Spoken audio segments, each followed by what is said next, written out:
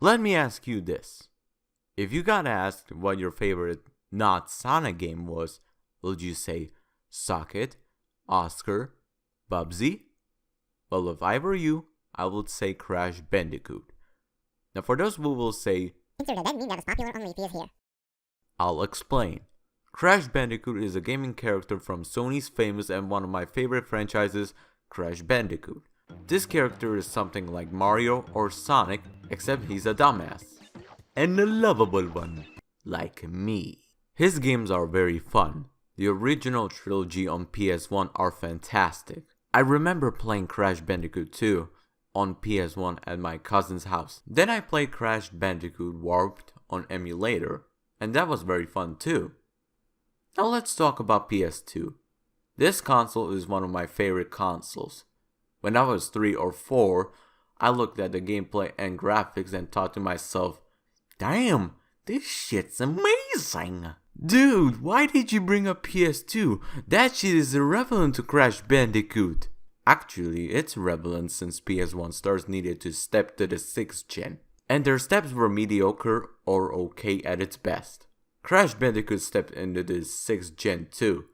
The game Crash Bandicoot Wrath of Cortex, while getting critical acclaim, is panned by Crash Bandicoot fans. Then there was Crash to Insanity. While unnoticed, this game is an amazing PS2 Crash Bandicoot game in my opinion. And then there is the game I will be talking about, as you could see by the title of the video, Crash of the Titans.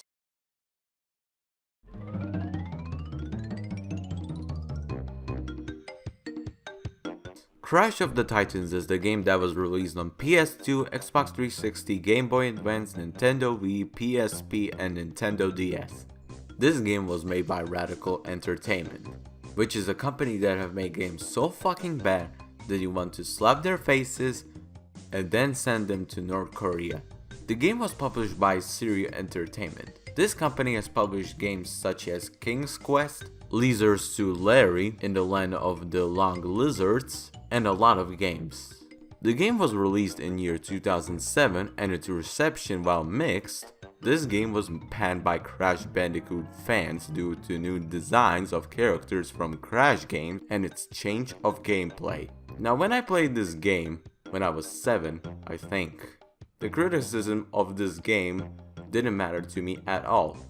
In fact, I enjoyed this game a lot. Well, now it's time to see if my opinion has changed or not.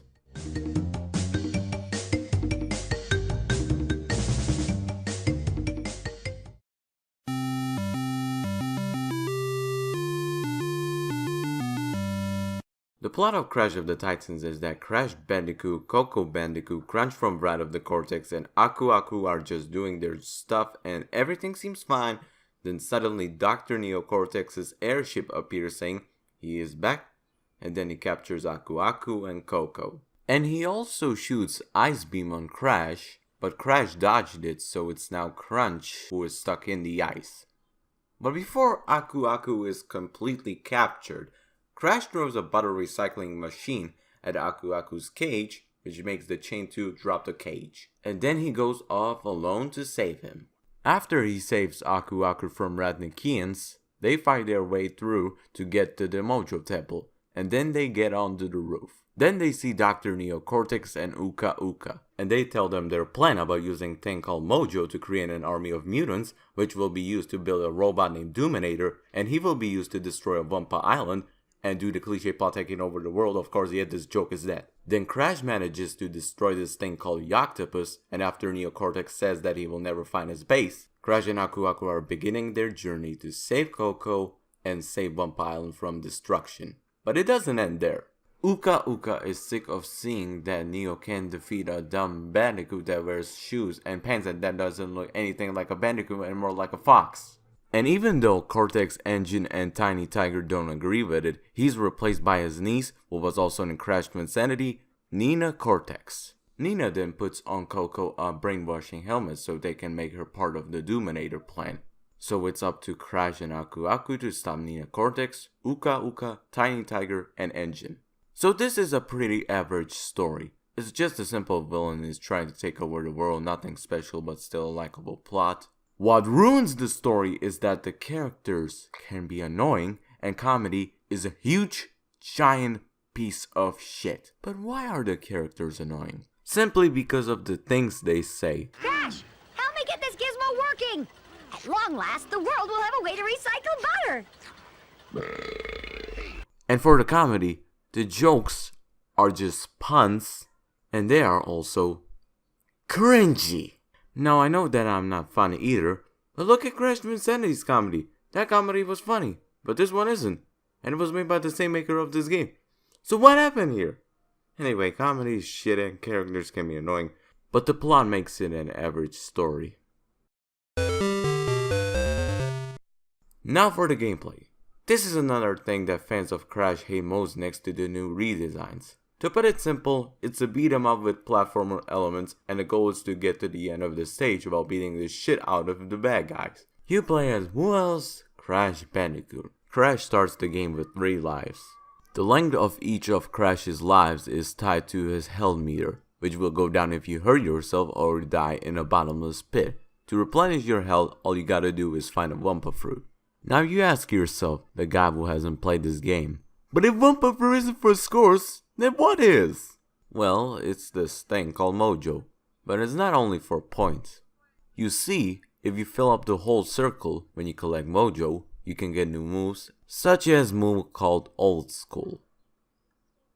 Well, they had to be hip, so, they had to make the grammars wrong. Oh, and this move is his spin attack from his old games. To quote a guy who did a review on this game, unlocking spinning in a Crash Bandicoot game. That's like unlocking jumping from Super Mario Brothers. Wise words. The level design in this game is pretty fantastic. It has great platforming, challenge, and the downhills. What I don't enjoy from its level design is that there can be kind of filler. For example, I'm almost at the end of the level going upstairs, and it took me 28 seconds. 28 seconds! Now, I know patience is a virtue, but some people don't want to have their time wasted. Sometimes, I don't want my time being wasted, so I just want it to end. Controls on this game are good. They feel responsive and have good feeling to it. You press the X button to jump, standard, and you have also double jump. But you also have a punch button, which is a square button, again, standard. You press the R1 button for using Aku Aku as a shield when you rescue him. When you're in the air, you can do this air spin move that can make you glide so you will not fall off to the bottomless pit. The combat in this game works like this. You have a standard punch, but as I mentioned before, you can upgrade the combat by collecting Mojo. This means you can upgrade the old school move until it's up to the point you will be no longer dizzy from it. Now I'm gonna talk about the main gimmick of this game, the Titans.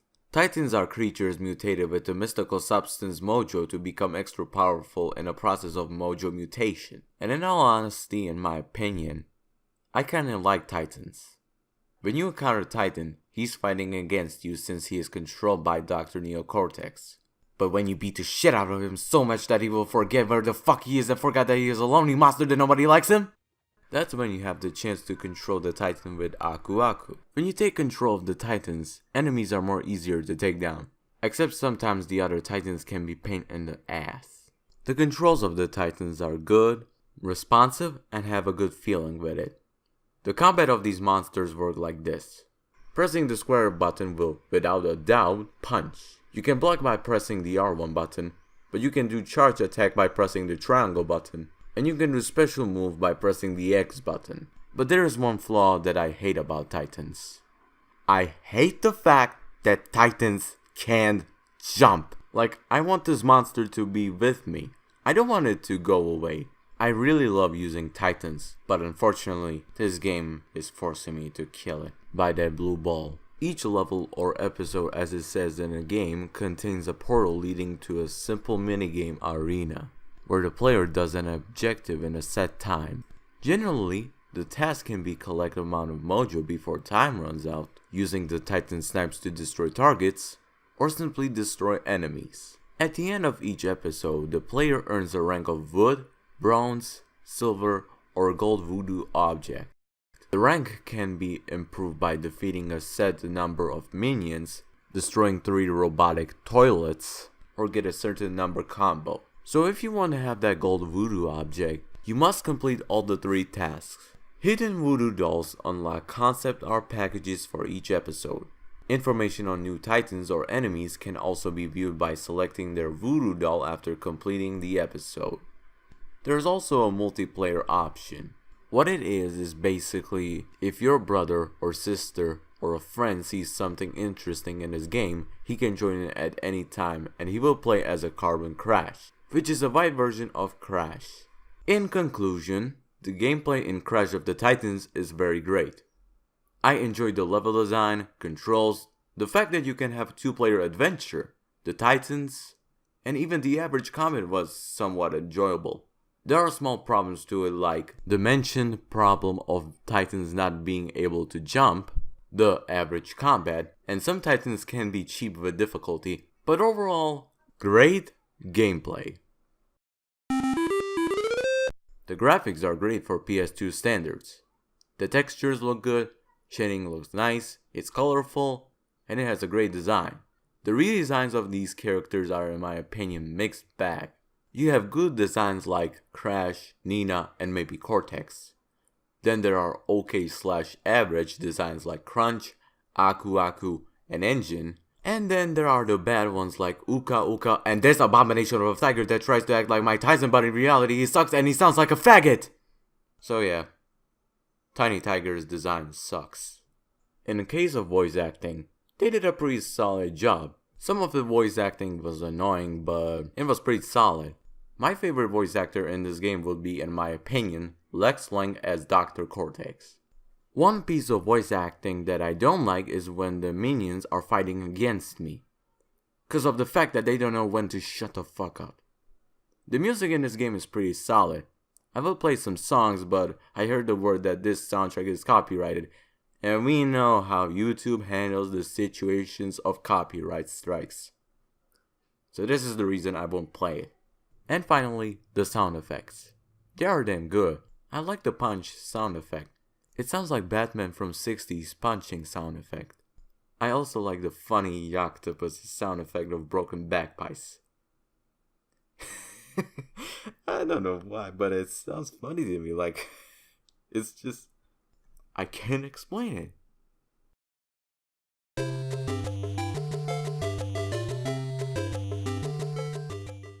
So what's the final verdict?